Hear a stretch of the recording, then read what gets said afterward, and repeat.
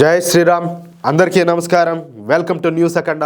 నేను మీ కస్తూరి శ్రీధర్. మిత్రులారా, కొంచెం హెల్త్ సరిగ్గా లేదు. న్యూస్ చెప్పేటప్పుడు ఏదైనా మీకు అసౌకర్యంగా అనిపిస్తే దయచేసి కొంచెం అడ్జస్ట్ చేసుకోండి, ఓకేనా? సరే, ఇక న్యూస్ విషయానికి వస్తే, కేసీఆర్ ముఖ్యమంత్రిగా ఉన్నప్పుడు మన తెలంగాణలో ఫోన్ ట్యాపింగ్ జరిపినటువంటి విషయం మీకు అందరికి కూడా తెలిసే ఉంటుంది. ఆ సమయంలో డబ్బున్న వాళ్ళ ఫోన్లను, అలాగే పారిశ్రామికవేత్తల ఫోన్లను, అలాగే వ్యాపారవేత్తల ఫోన్లను, రాజకీయ నాయకుల ఫోన్లను, సోషల్ మీడియా యాక్టివిస్టుల ఫోన్లను, చివరికి భార్యాభర్తల ఫోన్లను కూడా ట్యాపింగ్ చేసి వాళ్ళు పర్సనల్గా మాట్లాడుకునేటటువంటి విషయాలను, భార్యాభర్తల మధ్య ఉండేటటువంటి రహస్యాలను కూడా ఈ బీఆర్ఎస్ నేతలు విన్నారంట. అలాగే ఈ సినిమా వాళ్ళు ఉన్నారు కదా, వాళ్ళ ఫోన్లు కూడా ట్యాప్ చేసి విన్నారనమాట. సరే, ఇదంతా కూడా చెప్పాలంటే 100% పాళ్ళు నిజం. ఎందుకంటే ఏం ఆషామాషి వ్యవహారం కాదు కదా, ఏదంటే అది మాట్లాడితే ఒప్పుకుంటారా? అవునా కాదా?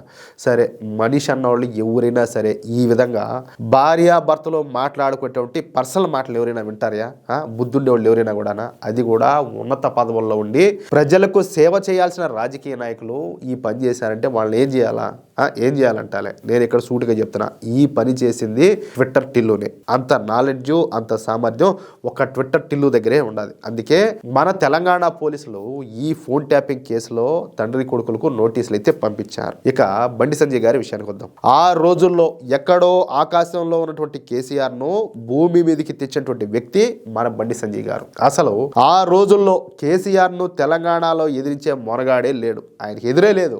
అప్పుడే మన బండి సంజయ్ గారు బీజేపీ తెలంగాణ అధ్యక్షుడిగా రంగంలోకి దిగినారు. ఇక కేసీఆర్ కు చుక్కలు చూపించారు. బీఆర్ఎస్ ప్రభుత్వానికి ప్రత్యక్ష నరకం అంటే ఏమిటో చవి చూపించారు కేసీఆర్. అదేవిధంగా కేటీఆర్లు చేస్తున్నటువంటి హిందూ వ్యతిరేక విధానాలను మన బండి సంజయ్ గారు ప్రజల ముందుకు తీసుకురావడంలో సూపర్ సక్సెస్ అయినారు.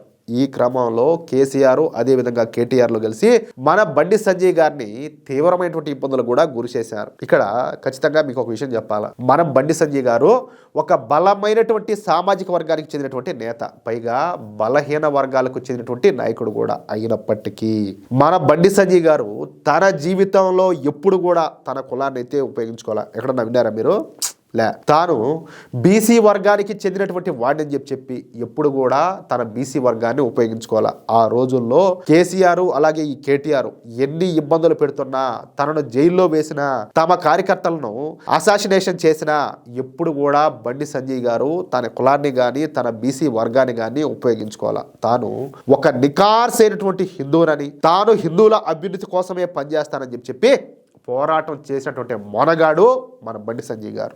అవునా కాదా? అలా చెప్పుకొని రాజకీయాల్లో ఉండాలంటే దమ్ము ఉండాలి, కలేజా ఉండాలా. అంతేకాదు బండి సంజయ్ గారికి వేరే పార్టీలు కూడా ముఖ్యమంత్రి పదవులు ఇస్తామన్నా కూడా, లేదా తమ పార్టీలోకి వస్తే వేల కోట్ల రూపాయలు ఇస్తామన్నా కూడా ఖచ్చితంగా పార్టీ మారిన వ్యక్తి మన బండి సంజయ్ గారు. సిద్ధాంతం కోసం అవసరమైతే తల నరుక్కోవడానికైనా సరే సిద్ధపడే వ్యక్తి కాబట్టే మన బండి సంజయ్ గారికి 2 తెలుగు రాష్ట్రాల్లో లక్షల మందిలో అభిమానులు అయితే ఉన్నారు. అలాంటి మన బండి సంజయ్ గారి ఫోన్ కూడా ఈ తండ్రి కొడుకులు ట్యాప్ చేసి విన్నారు. ఆ ఫోన్ ట్యాపింగ్ ద్వారానే బండి సంజయ్ గారిని వివిధ కేసుల్లో ఇరికించి జైలుకు పంపిద్దామని చెప్పేసి తండ్రి కొడుకులు ఇద్దరు కూడా విశ్వ ప్రయత్నాలు చేశారు. కానీ అది కుదరలా. అయితే ఇప్పుడు తెలంగాణ ప్రభుత్వం ఈ ఫోన్ ట్యాపింగ్ విషయంలో కేసీఆర్ అలాగే కేటీఆర్లకు నోటీసులు అయితే పంపించింది. వాళ్లను విచారణకు హాజరుగమ్మనే ఆదేశాలు అయితే జారీ చేసింది. ఇక ఈ విషయం పైన మన తెలంగాణ హిందూ టైగర్ అయినటువంటి బండి సంజయ్ గారు స్పందించారు. ఈ సందర్భంగా ఆయన మాట్లాడుతా, ఈ ఫోన్ ట్యాపింగ్ కేసులో బీఆర్ఎస్ అధినేత అయినటువంటి కేసీఆర్, బీఆర్ఎస్ వర్కింగ్ ప్రెసిడెంట్ అయినటువంటి కేటీఆర్లకు నోటీసులు జారీ చేయాలని చెప్పేసి సిట్ నిర్ణయించడాన్ని నేనైతే స్వాగతిస్తున్నా.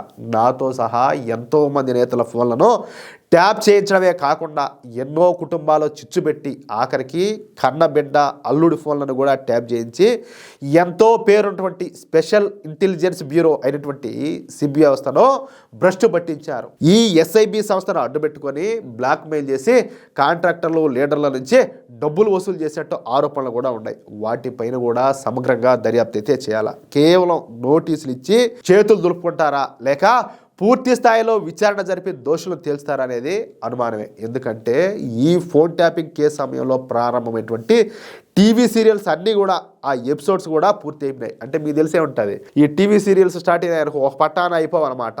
పిల్లలు పుట్టి వాళ్ళు పెద్దవాళ్ళు అయ్యి వాళ్ళకి మళ్ళీ పెళ్ళిళ్ళు అయ్యి వాళ్ళు మళ్ళీ వాళ్ళ పిల్లవాళ్ళు పుట్టి వీళ్ళు ముసలోళ్ళు అయిపోయి వీళ్ళు చచ్చిపోయిన దాకైనా కానీ కొనసాగుతానే ఉంటాయి. దాన్నే ధారావాహిక అంటారనమాట. అంటే మనం ఎన్ని రోజులు చూసా కూడా అది అయిపోదన్నమాట. ఆ విధంగా కొన్ని వందల ఎపిసోడ్లు వచ్చేవి ఉన్నాయన్నమాట. అర్థమవుతుందా? కాబట్టి అలాంటి సీరియల్స్ అన్నీ కూడా పూర్తి అయిపోయినాయి. కానీ ఈ ఫోన్ ట్యాపింగ్ కేసు మాత్రం ఇంకా కొనసాగుతానే ఉండాలి. విచారణ అధికారులపైన ఒత్తిడి తీసుకురాకుండా వాళ్ళకి స్వేచ్ఛనివ్వాలా. ఈ ఫోన్ ట్యాపింగ్ సూత్రధారుల కుట్రలను బయట పెట్టాల్సినటువంటి అవసరం ఎంతైనా ఉండదంటూ మన బండి సంజయ్ గారు కీలక వ్యాఖ్యలన్నీ కూడా చేశారు. అంటే ఈ ఫోన్ ట్యాపింగ్ విషయంలో కాంగ్రెస్ ప్రభుత్వం నిక్కచ్చిగా విచారణ జరిపితే ఆ విషయంలో సహకరించడానికి ఒక కేంద్ర మంత్రిగా నేను కూడా సాయం చేస్తానని చెప్పేసి మన బండి సంజయ్ గారు విస్పష్టంగా తెలియజేశారు. అది విషయం. అర్థమవుతుందా? ఏంది ఆ ఫోన్ ట్యాపింగ్? వాళ్ళు క్రిమినల్సా? ఇప్పుడు వాళ్ళు ఏదో హత్యలు చేసో అత్యాచారాలు చేసో లేకపోతే ఆ దేశ ఖజానాలు ఏదో లూటి చేసి ఏదైనా చేసి ఉంటే ఇవన్నీ చేయాలా? కాదులే, మీ రాజకీయాల కోసం, మీ స్వార్థం కోసం, మీ అధికార కాంక్ష కోసం అందరు ఫోన్లో ట్యాపింగ్ చేసి 3 పిల్లలు కూడా మాట్లాడుకునేది పర్సనల్ మాట్లాడుకుంటారంటే ఇంక ఏం మనుషులు అనుకోవాలా? అవునా కాదా? ఖచ్చితంగా దీని మీద అయితే చర్యలు తీసుకోవాలి. అది ఏ పార్టీ వాళ్ళైనా సరే. మిత్రులారా, ఈ న్యూస్ కనుక మీకు నచ్చినట్లయితే ఖచ్చితంగా ఈ న్యూస్ నలుగురికి షేర్ చేయండి. అలాగే ప్రతి ఒక్కరు కూడా మీ యొక్క అమూల్యమైనటువంటి అభిప్రాయాలను కామెంట్ రూపంలో తెలియజేయండి. ఇంకో విషయం ఏంటంటే, ఇంతవరకు మీరు కనుక మన ఛానల్ను సబ్స్క్రైబ్ చేసుకున్నట్లయితే ప్రతి ఒక్కరు కూడా మన ఛానల్ను సబ్స్క్రైబ్ చేసుకోండి, సపోర్ట్ చేయండి ప్లీజ్. జై శ్రీరామ్, జై హింద్.